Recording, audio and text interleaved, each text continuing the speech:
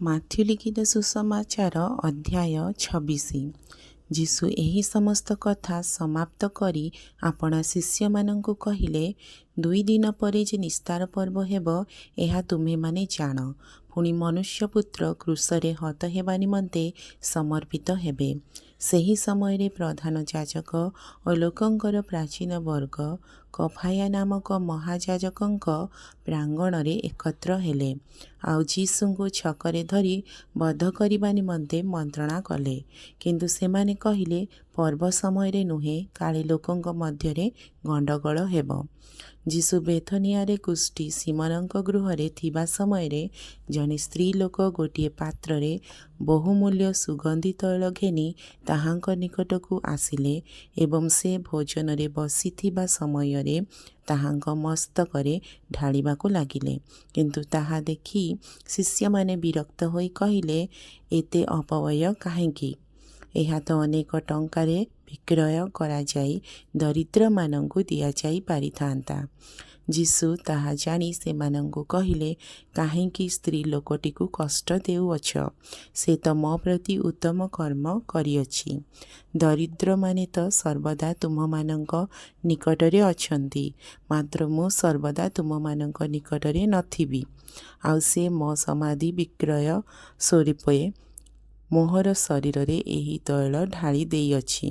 ମୁଁ ତୁମମାନଙ୍କୁ ସତ୍ୟ କହୁଅଛି, ସମସ୍ତ ଜଗତର ଯେକୌଣସି ସ୍ଥାନରେ ଏହି ସୁସମାଚାର ଘୋଷଣା କରାଯିବ, ସେ ସ୍ଥାନରେ ଏ ସ୍ତ୍ରୀ ଲୋକର ସ୍ମରଣାର୍ଥେ ତାହାର ଏହି କର୍ମର କଥା ମଧ୍ୟ କୁହାଯିବ। ସେତେବେଳେ 12ଙ୍କ ମଧ୍ୟରୁ ଇସ୍କରିୟୋତ ଯିହୁଦା ନାମକ ଜଣେ ପ୍ରଧାନ ଯାଜକଙ୍କ ନିକଟକୁ ଯାଇ କହିଲା, ମୋତେ କ'ଣ ଦେବେ କୁହନ୍ତୁ, ମୁଁ ତାହାଙ୍କୁ ଧରାଇ ଦେବି।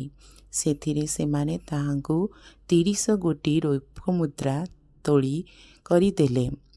ଆଉ ସେହି ସମୟଠାରୁ ସେ ତାହାଙ୍କୁ ଧରାଇ ଦେବା ନିମନ୍ତେ ସୁଯୋଗ ଅନ୍ୱେଷଣ କରିବାକୁ ଲାଗିଲା। ପରେ ଖମିରଶୂନ୍ୟ ରୋଟି ପର୍ବର ପ୍ରଥମ ଦିନରେ ଶିଷ୍ୟମାନେ ଯୀଶୁଙ୍କ ନିକଟକୁ ଆସି ପଚାରିଲେ, ଆମ୍ଭେମାନେ କେଉଁ ସ୍ଥାନରେ ଆପଣଙ୍କ ନିମନ୍ତେ ନିସ୍ତାର ପର୍ବର ଭୋଜ ପ୍ରସ୍ତୁତ କରିବୁ ବୋଲି ଆପଣ ଇଚ୍ଛା କରନ୍ତି? ଯୀଶୁ କହିଲେ, ନଗରରେ ଯାଇ ଅମୁକ ଲୋକଙ୍କ ନିକଟକୁ ଯାଇ କୁହ, ଗୁରୁ କହୁଅଛନ୍ତି, ମୋହର କାଳ ସନ୍ନିକଟ। ମୁଁ ମୋର ଶିଷ୍ୟମାନଙ୍କ ସହିତ ତୁମ ଗୃହରେ ନିସ୍ତାର ପର୍ବ ପାଳନ କରିବି। ସେଥିରେ ଶିଷ୍ୟମାନେ ଯୀଶୁଙ୍କ ଆଦେଶ ଅନୁସାରେ କର୍ମ କରି ନିସ୍ତାର ପର୍ବର ଭୋଜ ପ୍ରସ୍ତୁତ କଲେ। ପରେ ସନ୍ଧ୍ୟା ହୁଅନ୍ତେ ସେ 12 ଶିଷ୍ୟଙ୍କ ସହିତ ଭୋଜନରେ ବସିଲେ। ସେମାନେ ଭୋଜନ କରୁଥିବା ସମୟରେ ସେ କହିଲେ, ମୁଁ ତୁମମାନଙ୍କୁ ସତ୍ୟ କହୁଅଛି, ତୁମମାନଙ୍କ ମଧ୍ୟରୁ ଜଣେ ମୋତେ ଶତ୍ରୁ ହସ୍ତରେ ସମର୍ପଣ କରିବ। ସେଥିରେ ସେମାନେ ଅତ୍ୟନ୍ତ ଦୁଃଖିତ ହୋଇ ପ୍ରତ୍ୟେକେ ତାହାଙ୍କୁ ପଚାରିବାକୁ ଲାଗିଲେ, ପ୍ରଭୁ, ସେ କ'ଣ ମୁଁ? ଯୀଶୁ ଉତ୍ତର ଦେଲେ, ଯେ ମୋ ସହିତ ପାତ୍ରରେ ହାତ ବୁଡ଼ାଇଲା, ସେ ମୋତେ ଶତ୍ରୁ ହସ୍ତରେ ସମର୍ପଣ କରିବ। ମନୁଷ୍ୟପୁତ୍ରଙ୍କ ବିଷୟରେ ଯେପରି ଲେଖା ଅଛି, ସେହିପରି ସେ ପ୍ରଣୟ କରୁଅଛନ୍ତି ସତ୍ୟ। କିନ୍ତୁ ଯେଉଁ ଲୋକ ଦ୍ୱାରା ମନୁଷ୍ୟପୁତ୍ର ଶତ୍ରୁ ହସ୍ତରେ ସମର୍ପିତ ହେଉଅଛନ୍ତି, ହାୟ ସେ ଦଣ୍ଡର ପାତ୍ର। ସେହି ଲୋକର ଜନ୍ମ ହୋଇନଥିଲେ ତାହା ପକ୍ଷରେ ଭଲ ହୋଇଥାନ୍ତା। ଏଥିରେ ଯେଉଁ ଯିହୁଦା ତାହାଙ୍କୁ ଶତ୍ରୁ ହସ୍ତରେ ସମର୍ପଣ କଲା, ସେ ଉତ୍ତର ଦେଲା, ହେ ଗୁରୁ, ସେ କ'ଣ ମୁଁ? ଯୀଶୁ ତାହାଙ୍କୁ କହିଲେ, ତୁମେ କହିଅଛ। ଆଉ ସେମାନେ ଭୋଜନ କରୁଥିବା ସମୟରେ ଯୀଶୁ ରୋଟି ଘେନି ଆଶୀର୍ବାଦ କଲେ ଓ ଭାଙ୍ଗି ଶିଷ୍ୟମାନଙ୍କୁ ଦେଇ କହିଲେ, ନିଅ ଭୋଜନ କର, ଏହା ମୋହର ଶରୀର। ପୁଣି ସେ ପାନପାତ୍ର ଘେନି ଧନ୍ୟବାଦ ଦେଲେ ଓ ସେମାନଙ୍କୁ ଦେଇ କହିଲେ, ଏଥିରୁ ସମସ୍ତେ ପାନ କର, କାରଣ ଯେଉଁ ନିୟମର ରକ୍ତ ଅନେକଙ୍କ ନିମନ୍ତେ ପାପକ୍ଷମା ଉଦ୍ଦେଶ୍ୟରେ ପାତିତ ହେଉଅଛି, ଏ ମୋହର ସେହି ରକ୍ତ। କିନ୍ତୁ ମୁଁ ତୁମମାନଙ୍କୁ କହୁଅଛି, ଯେଉଁଦିନ ମୁଁ ଆପଣା ପିତାଙ୍କ ରାଜ୍ୟରେ ତୁମମାନଙ୍କ ସହିତ ନୂଆ କରି ଦ୍ରାକ୍ଷାଫଳର ରସ ପାନ କରିବି, ସେହିଦିନ ପର୍ଯ୍ୟନ୍ତ ଆଜିଠାରୁ ଏହା କେବେ ହିଁ ପାନ କରିବି ନାହିଁ। ପୁଣି ସେମାନେ ସ୍ତବଗାନ କଲା ଉତ୍ତାରେ ଜିତ ପର୍ବତକୁ ବାହାରିଗଲେ। ସେତେବେଳେ ଯୀଶୁ ସେମାନଙ୍କୁ କହିଲେ, ଏହି ରାତ୍ରିରେ ତୁମ୍ଭେମାନେ ସମସ୍ତେ ମୋ ଠାରେ ବିଘ୍ନ ପାଇବ। କାରଣ ଲେଖା ଅଛି, ଆମେ ମେଷପାଳକଙ୍କୁ ପ୍ରହାର କରିବା ଆଉ ପଲର ମେଷଗୁଡ଼ିକ ଛିନ୍ନ ଭିନ୍ନ ହୋଇଯିବେ। ମାତ୍ର ମୁଁ ଉତ୍ଥିତ ହେଲା ଉତ୍ତାରେ ତୁମମାନଙ୍କ ଆଗେ ଗାଲିଲିକି ଯିବି। କିନ୍ତୁ ପିତର ତାହାଙ୍କୁ ଉତ୍ତର ଦେଲେ, ଯଦ୍ୟପି ସମସ୍ତେ ଆପଣଙ୍କଠାରେ ବିଘ୍ନ ପାଇବେ, ତଥାପି ମୁଁ କେବେ ହେ ପାଇବି ନାହିଁ।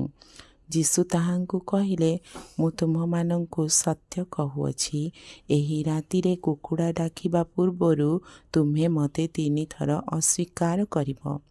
ପିତର ତାହାଙ୍କୁ କହିଲେ, ଯଦ୍ୟପି ମୋତେ ଆପଣଙ୍କ ସାଙ୍ଗରେ ମରିବାକୁ ହୁଏ, ତଥାପି ମୁଁ ଆପଣଙ୍କୁ କେବେ ହେ ଅସ୍ୱୀକାର କରିବି ନାହିଁ। ସମସ୍ତ ଶିଷ୍ୟ ମଧ୍ୟ ସେହି ପ୍ରକାରେ କହିଲେ। ଏଥି ଉତ୍ତାରେ ଯୀଶୁ ଆପଣା ଶିଷ୍ୟମାନଙ୍କ ସହିତ ଗେଥସିମାନି ନାମକ ଗୋଟିଏ ସ୍ଥାନକୁ ଯାଇ ସେମାନଙ୍କୁ କହିଲେ, ମୁଁ ସେଠାକୁ ଯାଇ ପ୍ରାର୍ଥନା କରୁଥିବା ସମୟରେ ତୁମ୍ଭେମାନେ ଏଠାରେ ବସିଥାଅ। ଆଉ ସେ ପିତର ଓ ଜେବଦୀଙ୍କ 2 ପୁତ୍ରଙ୍କୁ ସାଙ୍ଗରେ ଘେନି ଶୋକାକୁଳ ଓ ବ୍ୟଥିତ ହେବାକୁ ଲାଗିଲେ। ସେତେବେଳେ ସେ ସେମାନଙ୍କୁ କହିଲେ, ମୋହର ପ୍ରାଣ ମୃତ୍ୟୁଭୋଗ କରିବା ପରି ଅତ୍ୟନ୍ତ ଶୋକାକୁଳ ହେଉଅଛି। ତୁମ୍ଭେମାନେ ଏଠାରେ ରହି ମୋ ସାଙ୍ଗରେ ଜାଗିଥାଅ। ପୁଣି ସେ ଅଳ୍ପ ଦୂର ଆଗକୁ ଯାଇ ଉବୁଡ଼ ହୋଇ ପ୍ରାର୍ଥନା କରୁ କରୁ କହିଲେ, ହେ ମୋହର ପିତା, ଯଦି ହୋଇପାରେ, ତେବେ ଏହି ପାନ ପାତ୍ର ମୋ ଠାରୁ ଦୂର ହେଉ। ତଥାପି ମୋହର ଇଚ୍ଛା ନୁହେଁ, ମାତ୍ର ତୁମ୍ଭର ଇଚ୍ଛା। ଆଉ ସେହି ଶିଷ୍ୟମାନଙ୍କ ନିକଟକୁ ଆସି ସେମାନଙ୍କୁ ନିଦ୍ରିତ ଦେଖି ଓ ପିତରକୁ କହିଲେ, ତୁମ୍ଭେମାନେ କି ମୋ ସାଙ୍ଗରେ ଦଣ୍ଡେ ହେଲେ ଜାଗି ପାରିଲ ନାହିଁ? ପରୀକ୍ଷାରେ ଯେପରି ନ ପଡ଼, ଏଥିପାଇଁ ଜାଗି ରହି ପ୍ରାର୍ଥନା କର। ଆତ୍ମା ଇଚ୍ଛୁକ ସତ୍ୟ, ମାତ୍ର ଶରୀର ଦୁର୍ବଳ।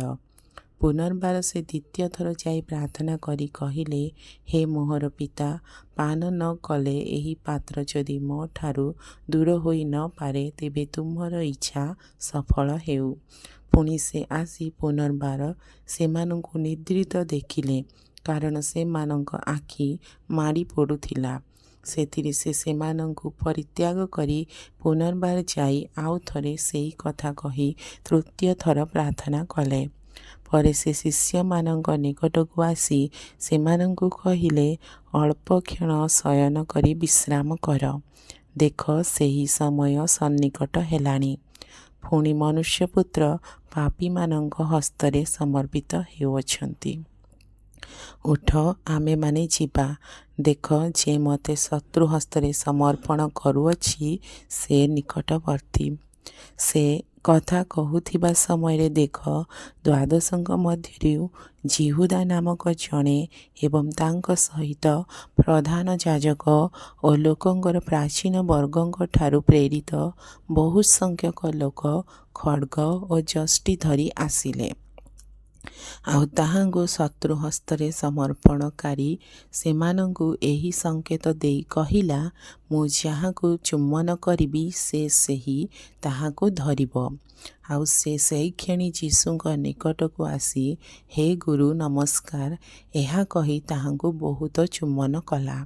କିନ୍ତୁ ଯୀଶୁ ତାହାକୁ କହିଲେ, ହେ ବନ୍ଧୁ, ଯାହା କରିବା ନିମନ୍ତେ ଆସିଅଛ, ତାହା କର। ସେଥିରେ ସେମାନେ ପାଖକୁ ଆସି ଯୀଶୁଙ୍କ ଉପରେ ହାତ ପକାଇ ତାହାଙ୍କୁ ଧରିଲେ। ଆଉ ଦେଖ, ଯୀଶୁଙ୍କ ସାଙ୍ଗରେ ଥିବା ଲୋକଙ୍କ ମଧ୍ୟରୁ ଜଣେ ହାତ ବଢ଼ାଇ ଖଣ୍ଡା ବାହାର କଲେ ଏବଂ ମହାଯାଜକଙ୍କର ଦାସକୁ ଆଘାତ କରି ତାହାର କାନ କାଟି ପକାଇଲେ।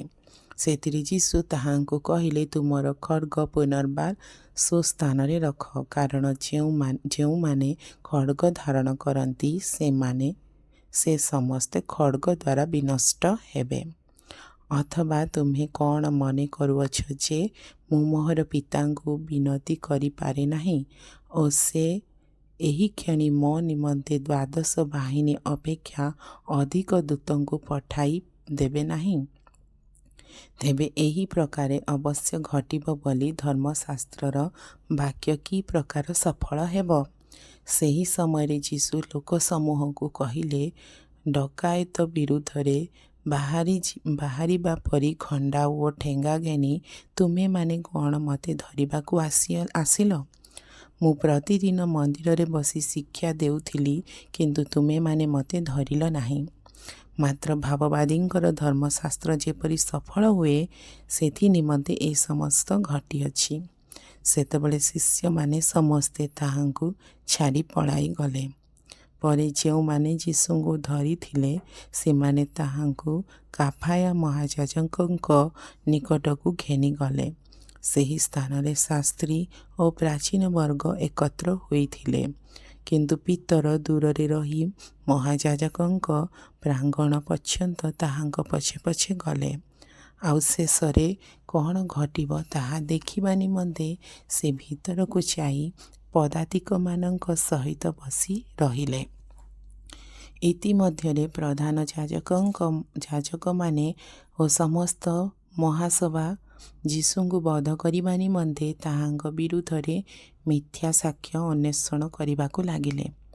ଆଉ ଅନେକ ମିଥ୍ୟା ସାକ୍ଷୀ ବାହାରିଲେ ସୁଦ୍ଧା ସେମାନେ କିଛି ପାଇଲେ ନାହିଁ। କିନ୍ତୁ ଶେଷରେ 2 ଜଣ ବାହାରି କହିଲେ, ଏହି ଲୋକଟା କହିଥିଲା, ମୁଁ ଈଶ୍ୱରଙ୍କ ମନ୍ଦିରକୁ ଭାଙ୍ଗି ତାହା 3 ଦିନ ମଧ୍ୟରେ ତୋଳି ଦେଇପାରେ। ସେଥିରେ ମହାଯାଜକ ଉଠି ତାହାଙ୍କୁ କହିଲେ, ତୁମେ କିଛି ଉତ୍ତର ଦେଉନାହଁ? ତୁମ ବିରୁଦ୍ଧରେ ଏମାନେ ଯେଉଁ ସାକ୍ଷ୍ୟ ଦେଉଅଛନ୍ତି ଏହା କ'ଣ? କିନ୍ତୁ ଯୀଶୁ ମୌନ ହୋଇ ରହିଲେ। ସେଥିରେ ମହାଯାଜକ ତାହାଙ୍କୁ କହିଲେ, ଆମେ ତୁମକୁ ଜୀବନ୍ତ ଈଶ୍ୱରଙ୍କ ନାମରେ ଶପଥ ଦେଉଅଛୁ, ଆମ୍ଭମାନଙ୍କୁ କୁହ, ତୁମ୍ଭେ କି ଈଶ୍ୱରଙ୍କ ପୁତ୍ର ଖ୍ରୀଷ୍ଟ? ଯୀଶୁ ତାହାଙ୍କୁ କହିଲେ, ଆପଣ କହିଅଛନ୍ତି। ଆହୁରି ମୁଁ ଆପଣମାନଙ୍କୁ କହୁଅଛି, ଅଦ୍ୟାବଧି ଆପଣମାନେ ମନୁଷ୍ୟପୁତ୍ରଙ୍କୁ ପରାକ୍ରମର ଦକ୍ଷିଣ ପାର୍ଶ୍ୱରେ ଉପବିଷ୍ଟ ଓ ଆକାଶର ମେଘମାଳାରେ ଆଗମନ କରିବା ଦେଖିବେ। ସେଥିରେ ମହାଯାଜକ ଆପଣା ବସ୍ତ୍ର ଚିରି କହିଲେ, ଏ ଈଶ୍ୱର ନିନ୍ଦା କଲା। ସାକ୍ଷୀରେ ଆମ୍ଭମାନଙ୍କର ଆଉ କ'ଣ ପ୍ରୟୋଜନ? ଦେଖନ୍ତୁ, ଆପଣମାନେ ଏବେ ଈଶ୍ୱର ନିନ୍ଦା ଶୁଣିଲେ। ଆପଣମାନଙ୍କର ମତ କ'ଣ? ଏଥିରେ ସେମାନେ ଉତ୍ତର ଦେଲେ, ସେ ପ୍ରାଣଦଣ୍ଡର ଯୋଗ୍ୟ। ସେତେବେଳେ ସେମାନେ ତାହାଙ୍କ ମୁଖରେ ଛେପ ପକାଇ ତାହାକୁ ବିଧା ମାରିଲେ। ଆଉ କେହି କେହି ତାହାକୁ ଚାପୁଡ଼ା ମାରି କହିଲେ, ରେ ଖ୍ରୀଷ୍ଟ, ତୁ ପରା ଭାବବାଦୀ, ଆମମାନଙ୍କୁ କୁହ ତ, କିଏ ତୋତେ ମାଇଲା? ଇତିମଧ୍ୟରେ ପିତର ବାହାରେ ପ୍ରାଙ୍ଗଣରେ ବସିଥିଲେ। ଆଉ ଜଣେ ଦାସୀ ତାହାଙ୍କ ପାଖକୁ ଆସି କହିଲା, ତୁମେ ମଧ୍ୟ ଗାଲିଲୀୟ ଯୀଶୁଙ୍କ ସାଙ୍ଗରେ ଥିଲ। କିନ୍ତୁ ସେ ସମସ୍ତଙ୍କ ସାକ୍ଷାତରେ ଅସ୍ୱୀକାର କରି କହିଲେ, ତୁମେ କ'ଣ କହୁଛ ମୁଁ ଜାଣେ ନାହିଁ। ପୁଣି ସେ ଦାଣ୍ଡଦ୍ୱାରରୁ ବାହାରି ଯାଆନ୍ତେ ଆଉ ଜଣେ ଦାସୀ ତାହାଙ୍କୁ ଦେଖି ସେହି ସ୍ଥାନର ଲୋକମାନଙ୍କୁ କହିଲା, ଏ ନାଜାରେତୀୟ ଯୀଶୁ ସାଙ୍ଗରେ ଥିଲା। ପୁଣି ସେ ରାଣ ପକାଇ ଆଉ ଥରେ ଅସ୍ୱୀକାର କରି କହିଲେ, ମୁଁ ସେ ଲୋକକୁ ଜାଣେ ନାହିଁ। ଅଳ୍ପକ୍ଷଣ ପରେ ପାଖରେ ଠିଆ ହୋଇଥିବା ଲୋକମାନେ ପିତରଙ୍କ ନିକଟକୁ ଆସି ତାହାଙ୍କୁ କହିଲେ, ତୁମ୍ଭେ ମଧ୍ୟ ନିଶ୍ଚୟ ସେମାନଙ୍କ ମଧ୍ୟରୁ ଜଣେ, କାରଣ ତୁମ୍ଭ ବୋଲିରୁ ତ ତାହା ଜଣା ପଡ଼ୁଅଛି। ସେଥିରେ ସେ ଅଭିଶାପ ଦେଇ ରାଣ ପକାଇ କହିବାକୁ ଲାଗିଲେ, ମୁଁ ସେ ଲୋକକୁ ଜାଣେ ନାହିଁ। ସେହି କ୍ଷଣି କୁକୁଡ଼ା ଡାକିଲା। ଏଥିରେ କୁକୁଡ଼ା ଡାକିବା ପୂର୍ବରୁ ତୁମ୍ଭେ ମୋତେ 3 ଥର ଅସ୍ୱୀକାର କରିବ, ଏହି ଯେଉଁ କଥା ଯୀଶୁ କହିଥିଲେ ତାହା ପିତରଙ୍କ ମନରେ ପଡ଼ିଲା। ଆଉ ସେ ବାହାରକୁ ଯାଇ ଅତ୍ୟନ୍ତ ବ୍ୟାକୁଳ ହୋଇ ରୋଦନ କଲେ। ପ୍ରଭୁ ଏ ବାକ୍ୟରେ ଆପଣମାନଙ୍କୁ ଆଶୀର୍ବାଦ